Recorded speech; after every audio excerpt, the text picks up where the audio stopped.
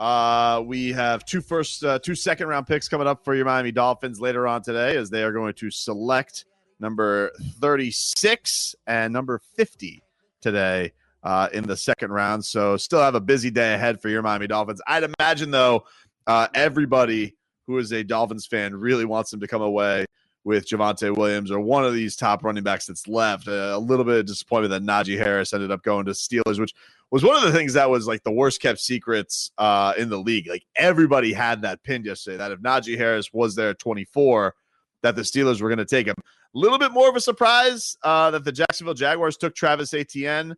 Not so much because of the pairing, although I saw David Allen make this point on Twitch earlier. There's like this new fad that is going on with pairing the best weapon that a guy had in college and pairing them up with their college quarterback, because we had that here with Tua and Jaylen Waddle. I mean, you could argue if Jaylen was Tua's best weapon. Obviously, Devontae and him have that rapport and had a great year together. But they did that with Clemson and LSU. At LSU with Joe Burrow and Jamar Chase. And it's you have all these pairings that are going on between with the college quarterback and their best weapon. So I don't know. That's a weird theme that's going on right there throughout the league. That's pretty coincidental that you have three high profile guys. Now, two of them went in the same draft. You had they went Clemson the entire way with Jacksonville, but it's pretty interesting that Cincinnati ends up with Joe Burrow's favorite receiver, and then the Dolphins end up getting one of Tua's top guys that were available in this draft. So very interesting. It's an interesting strategy that's going on there. Let's get to some headlines, Robbie. What do we got this morning here on a beautiful Friday? So 7:00 tonight is when day 2 of the NFL draft gets underway. The Dolphins have 2 picks in the second round, pick 36 and pick 50. That would be the 4th pick in the second round. And then they also do the 3rd round today, in which the Dolphins have the 81st pick. Oh, they do the 3rd round today too. For some reason, I thought it was second round. No, and then tomorrow is the last 3 rounds. Tomorrow's 4 through 7. 4 through 7. All right. Well, listen, we got a fun night ahead. Do you like now, Robbie? Do you like second, 3rd round day? Because you're Big Spoon. Yeah. Oh, Big Spoon. All right. So Robbie, as a draft, I don't want to call you a guru, but a draft freak, do you like this day where there's 2 rounds more than the first round day? All the anticipation. What say you to that?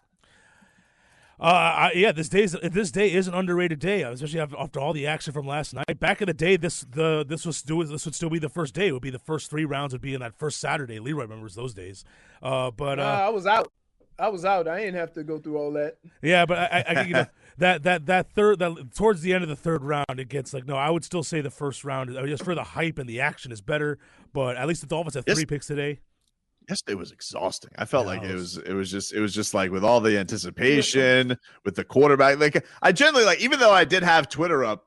First of all, I did find it harder with finding people who were spoiling it on Twitter. Like I ended up finding one guy who I found really reliable who knew the picks early, because I do like knowing the picks early. I don't care what you guys say, and it's one of those things where I did find it, I think, a little bit harder for people to get info on where people were going in this draft. So I think that but it did make for some fun. It did make for some suspense.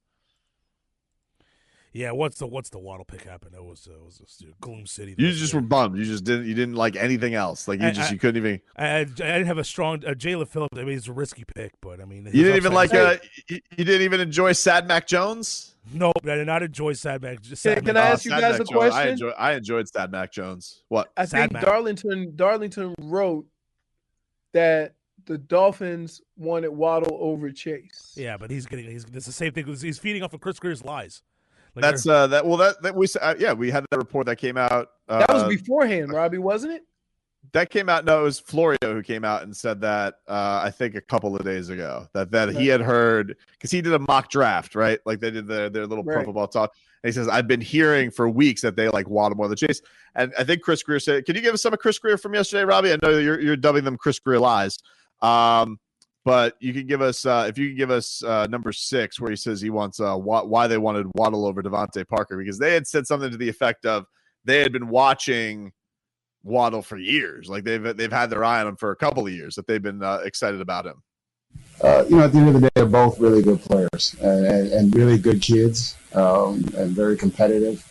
As we went through it, it's the explosiveness that Waddle gives you, as well as the return game, as Brian mentioned. And for us, just that dynamic trait. And you can only imagine the text Brian and I got from people talking about what a great pick and explosive and how this guy is, you guys saw the comparisons. But for us, it was getting to know the kid.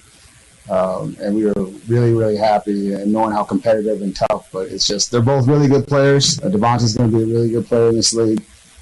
For us, it was the explosive playmaking ability and the return ability for us that we really liked. By the way, the return game is where Waddle got hurt. Question. Good.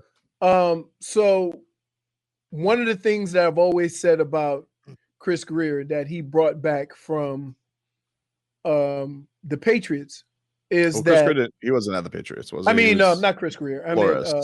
Flores is that versatility in his players. Mm-hmm. So linebackers can be rush-ins or they can drop back in coverage.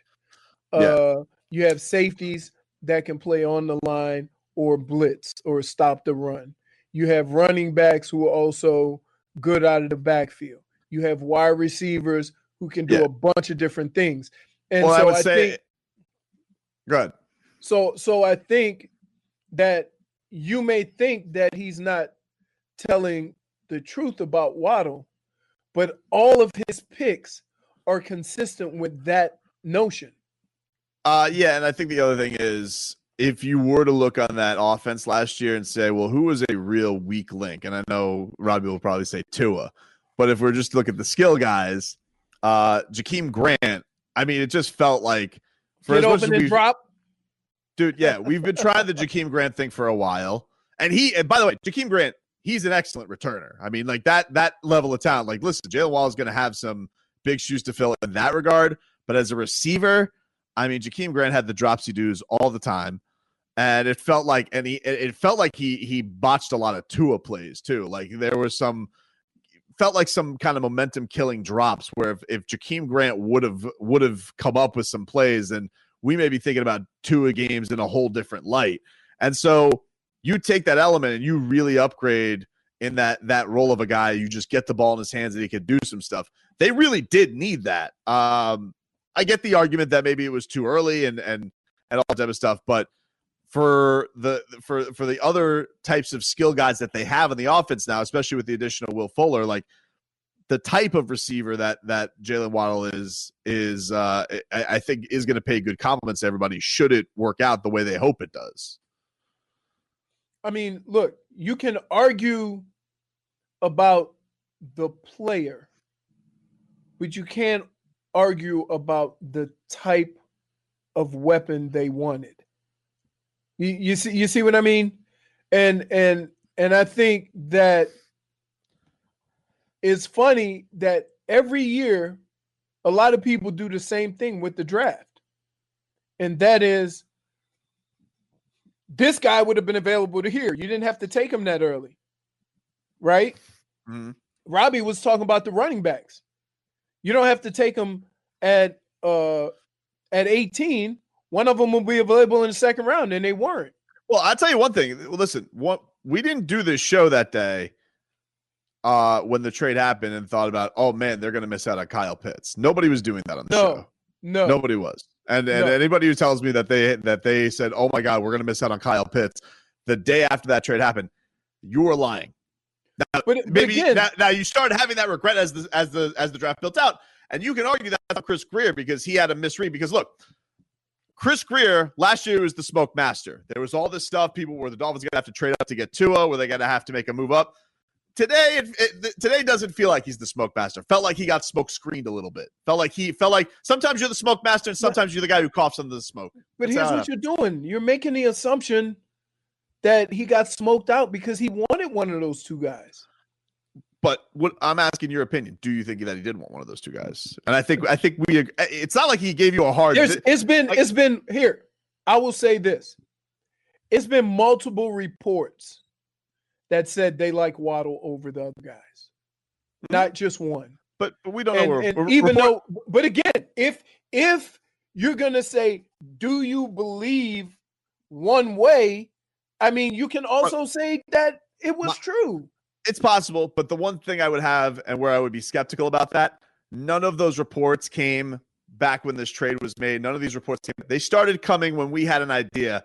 Hey, the Bengals are going to. The two guys were going to right. Once that happens, Agreed. then you have to do a little damage is done, my friend. You have to do a little DC, a little damage control to make sure. Hey, agreed. But I would say, like, you know, it's funny how these drafts play out, man. It's crazy. That's the thing that's it was a fascinating day. I really thought it was. It was because, like, you know, it seems like everybody was shocked that Trey Lance went third, and then after about 2 minutes of you know, reflecting on the pick, you go, nah, I could see that. Right? Oh, yeah. Like, I think it's one of those things where it's like when I say I think Chris Grier got smoked out, it's like he probably thought 4 quarterbacks were going to go early. And so, like, he's talking to John, like, give me a ring, Robbie. Wow. Hey, man, what's wrong with your phone? What is that phone? Are you all right? Is my phone? There we go. Okay. And so he goes, hey, you're Chris Grier. Be like, and I'm John Lynch. And he goes, can you ask me, just between friends after the deal's done, what are you guys thinking you're going to do with this trade? Go ahead, ask me that, Chris Grier. Just out of curiosity, what are you thinking about doing with this? Come on, Chris. You know I can't tell you that, but let me just say it's lunchtime, and I'm about to go get some mac and cheese.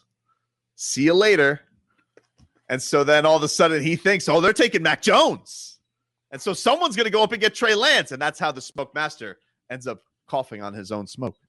But I would say this is that once Trey Lance went to 49ers, everybody folded up shop on Mac Jones. Oh, man. I got to be honest with you. That room was empty. Let me ask you this, though. As far, like, I'm honestly surprised that he went 15. Like, because I told you. I really was. I was like, man, because first of all, there's that funny-ass video from the workouts. Remember, Robbie, where he hits the roof and Belichick just looks and just starts shaking his head like right. Lee Trevino and Happy Gilmore? Like, I was like, oh, man, well, he's not taking it. And it was so funny because you had the San Francisco brass there. And obviously they were being David Copperfield, illusion. Yeah, like, look, when you look at, and sometimes what separates you from the other guys is just the skill set that everybody has. When you think about the successful quarterbacks in the league right now, they all have one common trait: the ability to throw from different angles and ability to move a little bit, right? I think the last thing anybody wants right now as a quarterback, with all of the pass rushers and offensive lines being what they are, is a statue at quarterback. Because if you have a statue at quarterback, that means now your processor has to work twice as fast as everybody else's. A couple texts that are flying in here. It says, your boy Armando is so wrong. He was. I asked him for one thing to tell me that wasn't going to happen. And he was a big Devontae Smith fan too, as I was. Hey. But he said 75%. He couldn't give me a hundred, but he said 75% no Waddle to the Dolphins. Hey, so I seem to be ahead of that curve. You were, yeah, you were. You said he was going to be the last of the 4 to go. Do I owe you Celsius on that? Yeah. Oh wait, did we? Whoa, Robbie, I think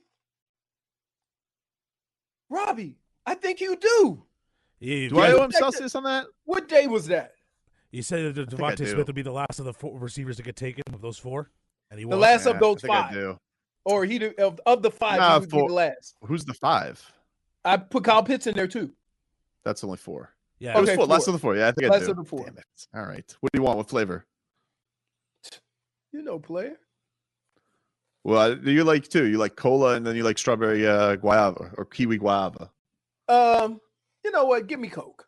All right. There you go. I'll get it. It's on the way. It'll be on the way. Another texter writes in, RTD, let's start the Trask to Dolphins movement.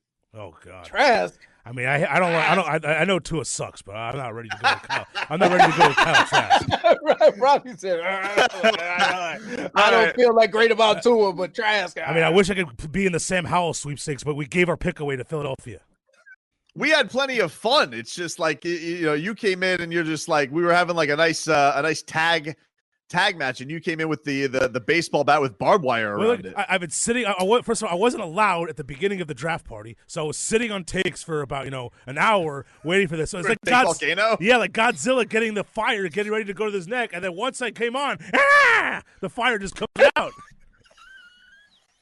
J-Fig, at what point did you realize? J-Fig, at what point did you have to be like Don Mattingly and pull him from the game? Like, when did you realize I have to get him out of here? Guys, I don't know about you, but I actually couldn't sleep last night. I had nightmares. I kept seeing, because I can see backstage, so I kept seeing everybody just pop up and just Robbie waiting for me to throw in his takes. And I basically convinced myself to get off bed. Because that's how bad it was. But no, he kept getting louder and louder, and I was freaking out. So then I'm like, what do I do? I mean, if I understood the rules correctly. I will not be muzzled. Mute yourself. Yeah, he even threw one of those in there. You guys have to go see it. It's up on our. It's on our Twitch page. You guys can go watch the whole show from last night. I think Robbie, probably like an hour in, is when the pick is. It was tremendous yesterday. So like around 9-10. Like a mad dog. Oh my goodness. Robbie, hit the headlines, man. What do we got? Bars were held. He was probably at your super spreader, Robbie. No, Stun Steve was at the real no holds bar draft party where we it's actually just that you wanted to go to the extremes. But that's what no holds bars is. It's extreme. It's free for all. Did you remember last year's draft party? It's still a company virtual party. But last year's draft party, the 12 people on the draft party behaved way worse than I did yesterday. But again, no, we had to do that because of Twitch.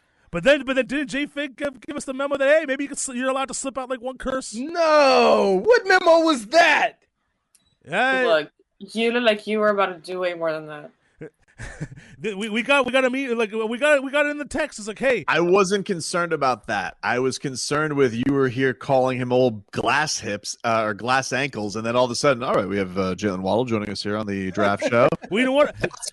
That's what I was concerned with. I wasn't concerned with you upsetting anybody. I didn't want you to insult a kid who's having the happiest day of his life. And you're saying you should have had the balls to draft Sewell. Look. He got aggressive.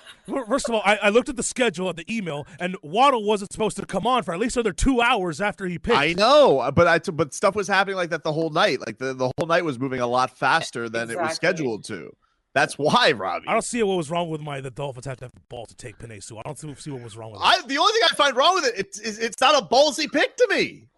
That's where I find that logic flawed. There's no balls in taking a lineman. It's the least bally pick there is. A lot of the fans would have been upset. It's a gelding pick, if anything. The fans would have been upset because it's the flashy. They pass on the flashy, sexy receiver, and like Armando said yesterday, they took a guy who doesn't score touchdowns. But your logic is flawed. If anything, that is a more ballsy pick. If it's looked upon as a riskier pick, that's ballsier than taking Penei Sewell. Nobody is going to be.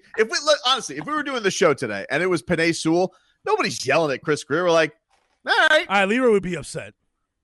He'd be upset, but he'd be fun. Like he would be like, all right, like this is the plan. And who knows what they would have done at 18 then if that's the case. It's not a ballsy pick to go and take a left tackle. It's not. All right, but how many of you guys were upset with a Waddle pick? Oh, I think I'm the only one that's upset. So Chris Grier has pleased most of the fan base. I don't disagree with that. I don't think most of the. I think there's a level of the fan base right now that they have a lot of. They've bought a lot of credit with, so that they're okay with it. But I don't think that.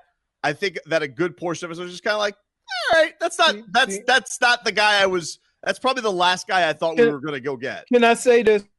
The only reason why everybody wanted Devontae Smith is because he won the Heisman. Yeah, but he had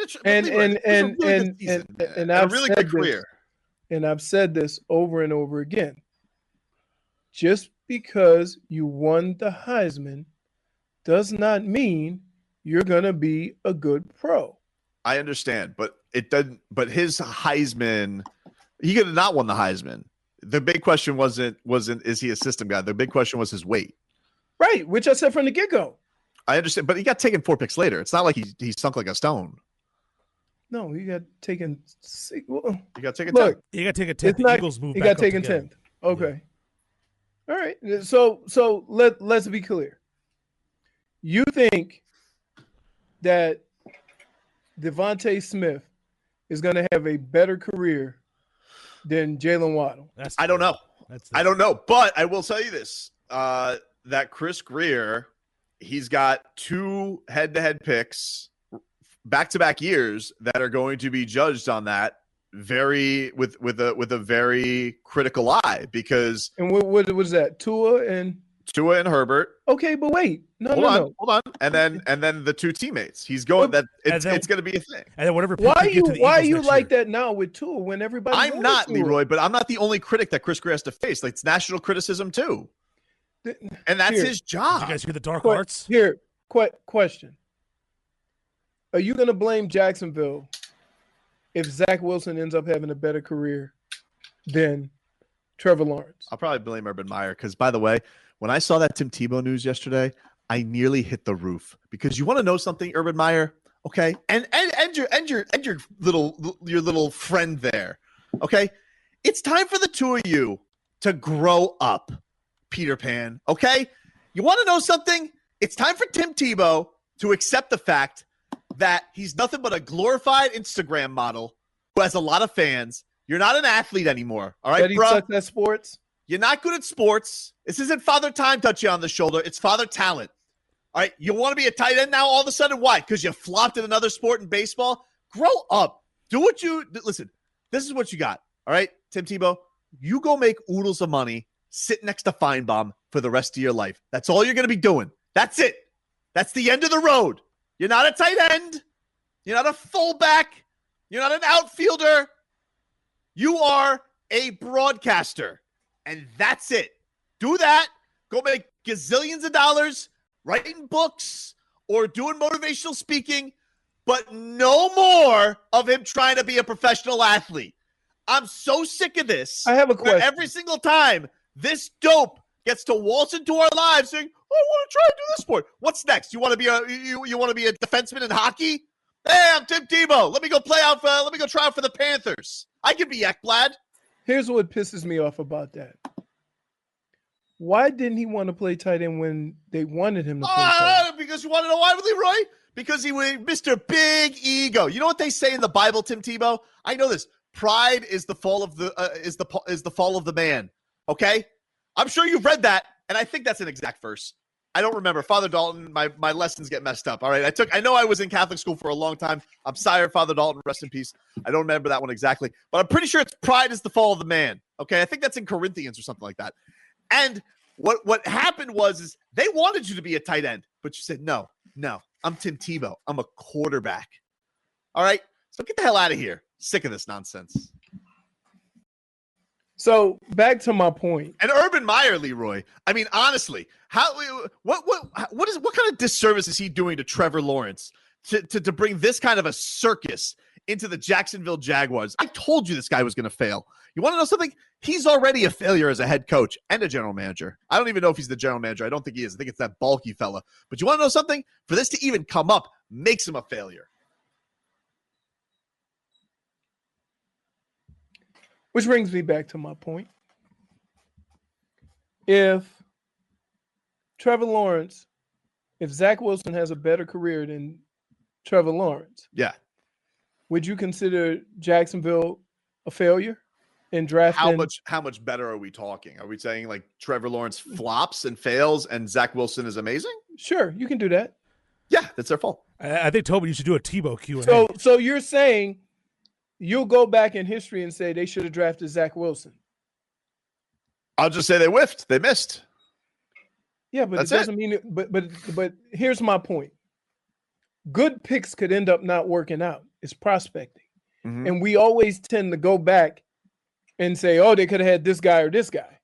Right. When there's so many other. Not exactly an apples to apples argument though, because because Tua wasn't the number 1 overall pick. He wasn't looked upon as a prospect without flaws. Right, but if you had the choice, it would be more to the effect of like RG3 ending up being better than Andrew Luck for his entire career. But here's the deal: you were happy when they took Tua. I am happy that they took Tua. Everybody was happy when they took Tua. You were right, Leroy, at the draft party last year. I only say that because if you're prospecting, to me, size and health matter. Okay, depending on what position. But not to the Dolphins. It doesn't. Yeah, it doesn't. Yeah, no. Dolphins have gone small and hurt for the last 2 with their 2 first round picks the last 2 years. Yeah, but what Waddle is going through, an injury he had, is a ton different. Yeah, it's oversold. Than what Tua but just get ready for the excuses when Waddle has a bad first couple of games. Oh, give him time. He's coming back from injury. I already see, Leroy, you got that written down for Waddle excuse. I don't have it written down. You don't think, though, there's going to be... Look, I get what you're saying about the injury thing, but I have always been patient with young players for one reason. I was in their shoes. And if I had the type of criticism that you're giving these young players now, I wouldn't have made it 10 years. So I can't then come and criticize these players when I went through the same thing as a young player. My first year was horrible. Oh, somebody says it's pride cometh before the fall. Beautiful. Anywho. Yeah, you forgot the cometh. It's not Bible talk if you don't say one last Q&A. I don't even want to be in it. I think Tobin thinks I think Tobin needs to do a Tebow Q&A. No, I'm good. I got all my Tebow poison out. I'm good. I'm happy. I'm happy to get that off my chest. Urban Meyer, you fraud.